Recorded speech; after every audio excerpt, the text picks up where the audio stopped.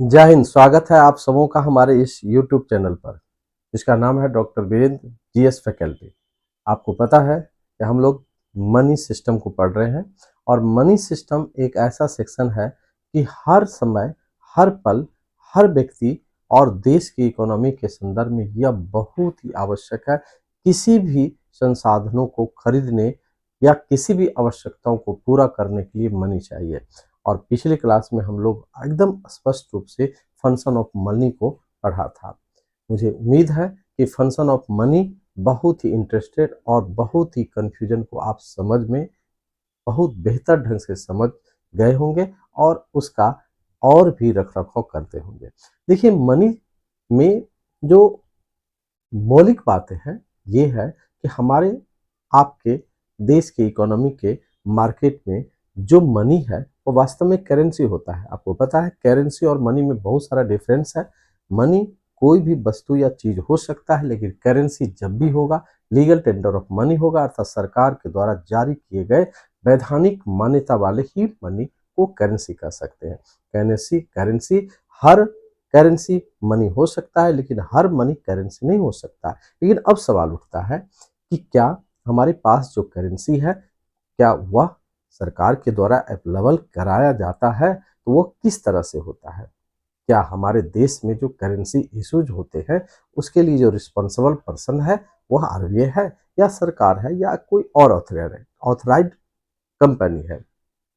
इन सारी समस्याओं को आज हम लोग देखने वाले हैं और आज हम लोग इस तरह से देखते हैं कि करेंसी सिस्टम जो इशूज होता है, ठीक है ना, इसको हम लोग हेडिंग बनाते हैं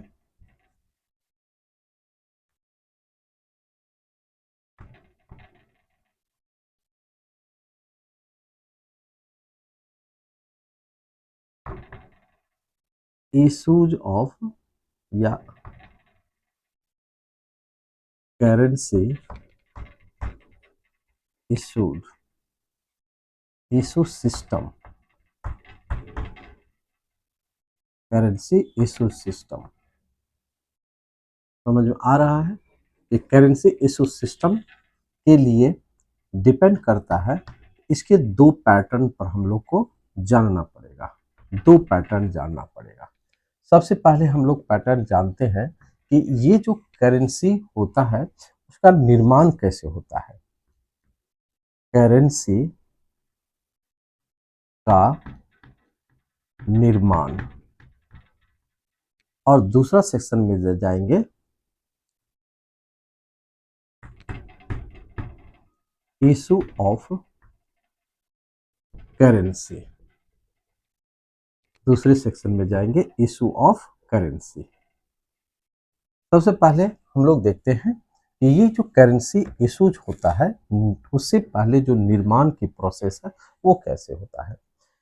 आपको पता है कि करेंसी के दो रूप होते हैं, एक होता है नोट और एक होता है क्वाइंस। सबसे पहले हम लोग क्वाइंस को रखते हैं। ये जो क्वाइंस है वो टकसाल, जिसको मिंट कहते हैं, मिंट से बनाए जाते हैं। और दूसरा होता है नोट। इस नोट को हम लोग कागजी नोट कहते हैं और ये हमारे प्रिंटिंग प्रेस में बनते हैं। कहाँ बनते हैं? प्रिंटिंग प्रेस में। ये प्रिंटिंग प्रेस जो है और मिंट जो है इसका निर्धारण, रख रखाव, स्थापना भारत सरकार के द्वारा किया जाता है। अभी वर्तमान में जो मिंट है वो कहाँ कहाँ है, तो सबसे पहले मद्रास, जिसको चेन्नई कहते हैं, चेन्नई। दूसरा है दिल्ली। तीसरा है हैदराबाद। अब तेलंगाना में है, तेलंगाना। और चौथा है मुंबई। इस चारों जगह पर टकसाल है, जहां पर अभी वर्तमान में मुख्य रूप से 1 रुपये, 1 रुपये, 50 पैसे, 50 पैसे कह सकते हैं, 50 पैसे, 0.1 रुपीज, 1 रुपया, 2 रुपया, 5 रुपया, 10 रुपया और 20 रुपये के ये सिक्का जारी होता है। आवश्यकता पड़ने पर यह पहले इससे भी नोट 50 पैसे के भी सिक्के होते थे, मतलब 25 पैसे के भी सिक्के होते थे, लेकिन अभी इस सारे नोटों को करेंसी को वित्त मंत्रालय द्वारा जारी किया जाता है। वित्त मंत्रालय, पहले 1 रुपये का नोट भी होता था, उस नोट को वित्त मंत्रालय के वित्त सचिव के हस्ताक्षर से उसे इशू किया जाता था। अब प्रेस है, तो प्रेस भारत में 4 जगह है जहां विभिन्न मूल्य के नोट जारी होते हैं। पहला है नासिक महाराष्ट्र में है। दूसरा है देवास है जो मध्य प्रदेश में है।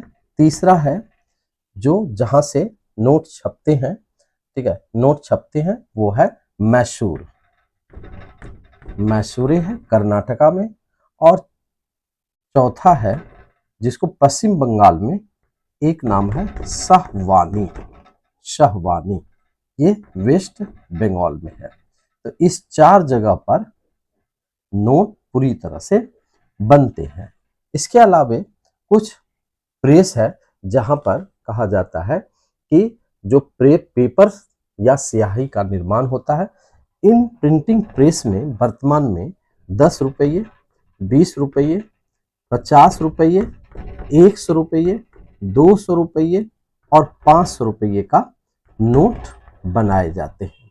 और इन सभी नोटों पर आरबीआई के गवर्नर का साइन होता है। सभी पर आरबीआई के गवर्नर का साइन होता है। पहले 1 रुपये का भी नोट बनते थे, 1 रुपये के नोट बनते थे और वित्त सचिव का जो वित्त सेक्रेटरी होता था, इसका साइन होता था। ठीक है, तो ये था बनने का। अलग अलग प्रिंटिंग प्रेस में नोट बन के तैयार है, अलग अलग सिंबॉलिक और डिजाइन, और ये डिजाइन तैयार करता है आरबीआई और भारत सरकार। आपको पता है कि आरबीआई के गठन जो है 1 अप्रैल 1935 को किया गया था, और 1 अप्रैल 1935 से जो ये निर्गमन इशू डिपार्टमेंट थे वो अन्य सेक्शनों में या भारत सरकार उसको जारी करते थे। लेकिन उस दिन के बाद भारत में नोट जारी करने का जो एकाधिकार है वो भारत के RBI, reserve bank of India के इशू डिपार्टमेंट के पास है। तो इसके अथॉरिटी कहाँ है?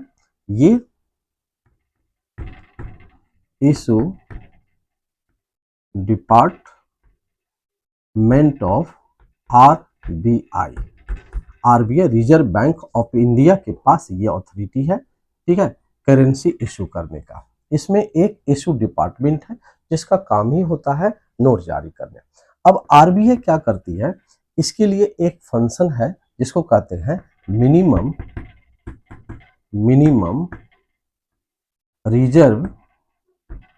Reserve system. इसी मिनिमम रिजर्व सिस्टम के माध्यम से नोट जारी किया जाता है, जिसको शॉर्टकट में कहते हैं MRS। अब इस MRS को सबसे पहले भारत में 1956 को भारत सरकार ने अपनाया, जिसमें एक 200 करोड़ रुपये का एक फंड होता है। ये 200 करोड़ रुपये का एक क्या है? फंड है। इसका 2 भाग होता है। एक भाग में क्या किया जाता है, 115 करोड़ रुपये मूल्य का गोल्ड, ये गोल्ड अनिवार्य रूप से रखना होता है। ठीक है, जो आरबीआई अपने रिजर्व विभाग में MRS के तहत रखती है। और दूसरा है 85 करोड़ रुपये का फॉरेन सिक्योरिटी। ये फॉरेन सिक्योरिटी में क्या रखा जाता है, तो विदेशी मुद्रा और विदेशी प्रतिभूतियों को रखा जाता है। ठीक है, 85 करोड़ और 115 करोड़ रुपये का गोल्ड रख करके भारत सरकार जितना नोट और सिक्का डिमांड करती है उसको एक सीरीज में जारी करता है। और वर्तमान में हर नोट को गांधी सीरीज में जारी किया जाता है। गांधी सीरीज में नोट इसलिए जारी होता है क्योंकि नोटों में एक रूपता हो, उसमें डुप्लीकेट या जो नकली नोटों का प्रचलन है उसको बहुत ही अंतर सरलतापूर्वक किया जा सके। तो अभी हम लोग ने देखा कि वर्तमान में नोट जारी करने का क्या पैटर्न है। तो मिनिमम रिजर्व सिस्टम है जिसको 1956 में अपनाया। आपको पता है कि ये जो सिस्टम है वो आरबीआई के अधीन है। कल की डेट में ये सिस्टम हो सकता है भारत सरकार अपने पास रख ले या किसी प्राइवेट कंपनियों को दे दे या एसबीआई के पास दे दे, तो कुछ भी हो सकता है। लेकिन वर्तमान में ये बहुत ही इंपॉर्टेंट क्वेश्चन है कि नोट कैसे जारी होता है। आपको पता है ये नोट एक लिमिट मात्रा में ही जारी होता है, क्योंकि जब हम नोट या करेंसी को क्वांटिटी ऑफ मनी के रूप में रखते हैं और ये जब ज़्यादा हो जाता है इसका वैल्यू घट जाता है। तो इसलिए क्वांटिटी ऑफ मनी इकोनॉमी में अगर कम रहेगा, इसका वैल्यू ऑफ मनी अधिक रहेगा। निश्चित तौर पर ये नोट का या क्वांटिटी ऑफ मनी का वैल्यू के बीच में अपोजिट रिलेशन बना रहता है और एक बार अगर नोट इशू कर दे तो वो वैल्यू लेस हो जाएगा। इसीलिए जरूरत के मुताबिक या कोटा के मुताबिक ही नोट जारी कर सकते हैं, लेकिन एक बार में कितना किया जाए तो ये भारत सरकार तय करती है, उसके पास कितनी पैसों की जरूरत है और उतने नोटों पर आरबीआई अपनी साइन, आरबीआई के गवर्नर अपने साइन से उसको अप्रूवल कर देते हैं, उसको सीरीज में बैठा करके इशू कर देते हैं। तो इस तरह से आज की क्लास में आपने बहुत ही आसानी से समझ गया इशू ऑफ नोट यानी कि करेंसी इशू कैसे होता है और कौन करता है। ओके, तो अगले क्लास में हम लोग मिलते हैं करेंसी के और नोटों के और भी कुछ सेक्शन को लेकर के जो काफ़ी मज़ेदार होने वाला है, और वो है वैल्यू ऑफ मनी में जो वेरिएशन होता है क्वांटिटी ऑफ मनी